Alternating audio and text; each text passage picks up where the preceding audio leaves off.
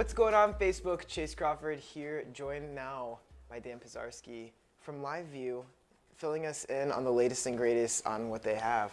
Thanks for having me. Thanks for coming out. So tell us a little bit first about what you do at LiveU. So my title is VP of Engineering for North America. I work with all of our customers and partners in North America and Latin America. We also have I have a counterpart in Israel that does all of EMEA and APAC, so we work closely together. I product manage the Solo product, which is our product line targeted at streaming online, Facebook Live, YouTube, Twitter.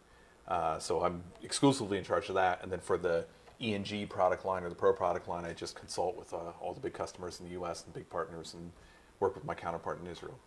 So tell me about what you're doing here at Vidcon. How many years have you been here now? This is my second year at Vidcon. Okay. So it's a great show. I really enjoy it. We're here because of the Solo product line to connect with the creator space. We think the creator space is really a very exciting part of online. It's something we want to see. We want to enable live for. They were doing a lot of VOD before. Live's obviously gained a lot of popularity in the last couple of years, and we want to show them how they can go live from anywhere using our products. And we've definitely seen live video change the space over the past couple of years.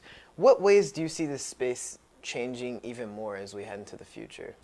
So I mean, a lot has been said about how live is a way to sort of game the algorithms, right? Live always puts you at the top, gets you the notification out to the followers, things that a VOD post might not do.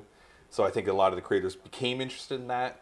But from our side, at least personally for me, what's interesting is the type of content you can create.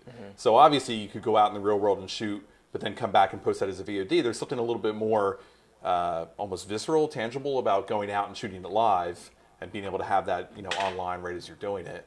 I think it's exciting for the viewership. I think it's exciting for you as a content creator too, because you're right there with your fans. Yeah, and speaking of content creator, we actually did have a question on the Facebook Live. Can you talk about having a video presence, even if it's not monetized, to help grow your business? Absolutely. I mean, that's something that we've obviously tried to do. We make these encoders. We want to use our own encoders and try it out, but we also want to have a big video presence out there. It's, I'm not a marketer, but marketers would definitely use terms like brand awareness, get your word out there. But to me, it's even just a way to be connected, again, with your audience. In our case, our audience is our customers. And so these live streams, whether we're doing it from Vidcon or we're doing it from a studio at NEB or a studio at CES, it's a way to interview partners, it's a way to talk to people that are using the product, and it's a way to get then the feedback from everybody who got to watch that live stream, who sends questions in through the comments section or even just through other means afterwards. And, they get to sort of interact with us in a way that, like a tech support channel or a sales question channel, it's not quite the same thing. So.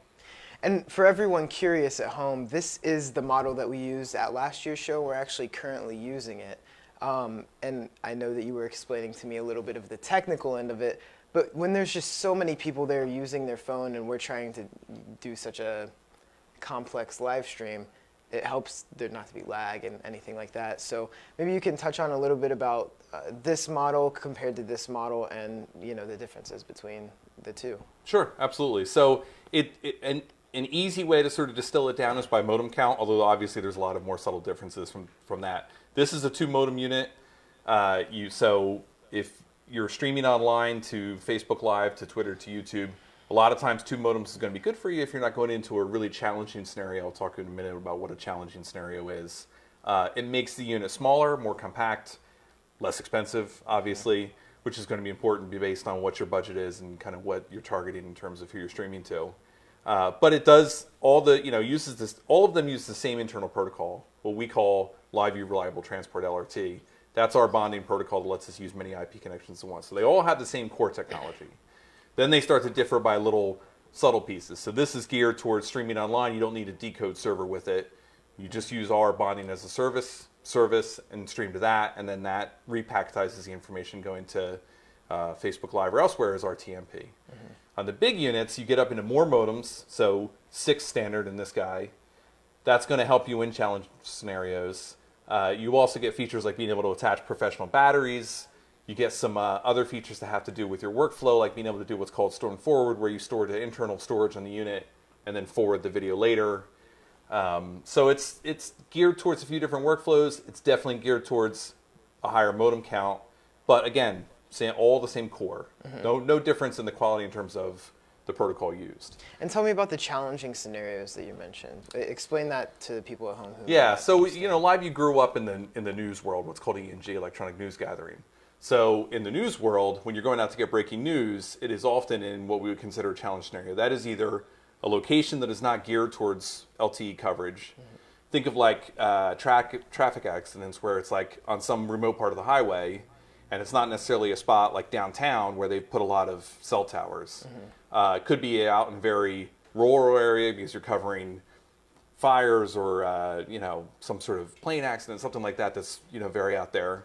Then the other challenge scenario would be crowding scenarios. That's gotten a lot better since a couple years ago as the cell carriers have tried to increase cell coverage in urban areas. But when you go to a sports stadium or in a parade, you've got a situation where you've got 20,000 people all with their phones out, all recording at the same time, then you can get into a crowding scenario, and so a higher modem count there helps as well.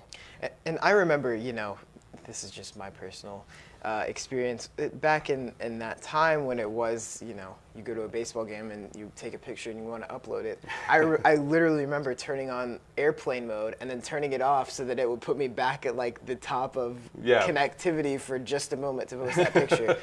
How does LiveU take the frustration out of scenarios like that? So it's all about the bonding. We take multiple cell signals, usually across carriers, and we bond them all together and use them simultaneously. So if you're in a scenario where, because of coverage, one carrier like Verizon happens to be better than another carrier, or vice versa, then the algorithm automatically selects that modem to send the majority of data over, but it will use as much data as is available. So if one modem is only giving you 200 kilobits per second, another one's giving you a megabit, another one's giving you a megabit, you're getting 2.2 megabits per second instead of just one of those at the time. In the crowding scenario, you might have multiple modems even on the same carrier, because now you're getting two slices at the pie, right? If there's 10,000 people trying to use the same carrier, instead of you being one out of 10,000, and the way that the LTE networks work to dice up bandwidth or time, getting only one slice of that, you get two slices of that or three slices of that. Then add to that the additional carriers, two modems, another carrier, one modem, all across all four major carriers in the US, we can usually get up to a very, even in a crowd scenario like that, get up to a very high enough bandwidth to get a great HD shot out. Tell me a little bit about how you're working with social platforms like Twitch and YouTube and Facebook, and working directly with them to help solve some of the problems that their live users may have. Yeah, absolutely. So they're coming to us with these challenge scenarios, saying we've got people that want to do more lives. We want them to do more lives. They, as creators, want to do more lives. And they're asking us, how can we make that easy, or how can we do that on the go, mobile? We don't want to have to, everywhere we're going to go, figure out where we're going to get bandwidth from. Is there a Starbucks nearby, and can we rely on the Wi-Fi, and do I have to bring my laptop? And so that's the problems they're seeing, and we're giving them the advice of, no, you can just bring this unit, go live from anywhere you want.